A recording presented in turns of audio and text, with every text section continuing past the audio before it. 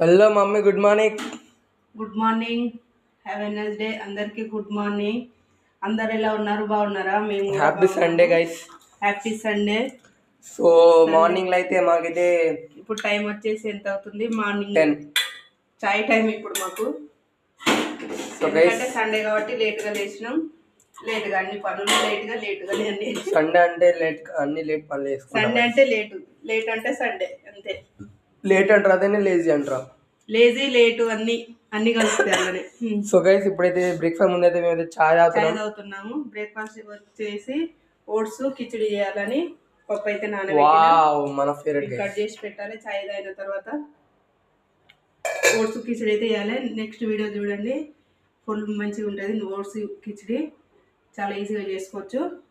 చాయ్ అయితే తాగుతున్నాం. మీరు తాగినారా? ఇగో చాయ్. థ్యాంక్స్.